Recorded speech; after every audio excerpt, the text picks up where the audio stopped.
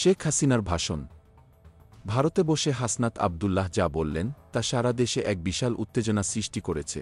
২০২৪ সালের ফেব্রুয়ারি মাসে এমন এক ঘটনার জন্ম হল যা দেশের রাজনৈতিক বাতাবরণকে একেবারে বদলে দিয়েছে। সাবেক প্রধানমন্ত্রী শেখ হাসিনার ভারতে বসে দেওয়া বক্তব্য এবং তার পরবর্তী মন্তব্য দেশে এক ভয়াবহ রাজনৈতিক অস্থিরতা তৈরি করেছে। গত বছর জুলাই মাসে গণ আন্দোলনের মুখে শেখ হাসিনা ভারতে পালিয়ে যান এবং সেখানে গিয়ে একের পর এক বিতর্কিত মন্তব্য করতে থাকেন।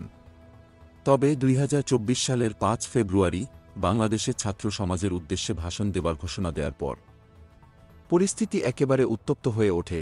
এদিকে বৈষম্যবিরোধী ছাত্র আন্দোলনের আহ্বায়ক হাসনাত আবদুল্লাহ, যিনি সবসময় তীব্র মন্তব্য করে আলোচনায় থাকেন, এবার শেখ হাসিনাকে নিয়ে এক চরম বার্তা দেন। ফেসবুকে তিনি লেখেন, শেখ হাসিনাকে বক্তব্য দেওয়ার সুযোগ দেওয়া মানে বাংলাদেশের পেশিবাদ বিরোধী জনগণের বিরুদ্ধে ভারতের যুদ্ধ ঘোষণা করা।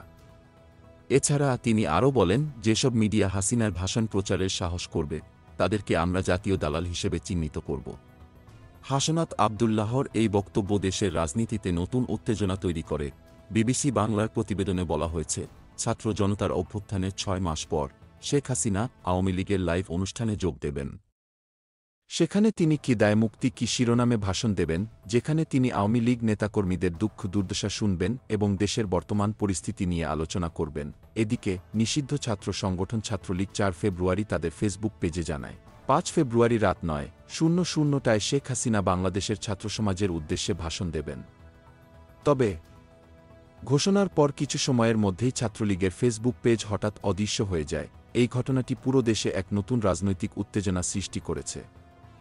এখন সবাই একে অন্যকে প্রশ্ন করছে, শেখ হাসিনার এই ভাষণ কি দেশের রাজনীতিতে এক নতুন দিগন্তের সূচনা করবে? তার মন্তব্যের পরবর্তী ফলাফল কী হতে পারে?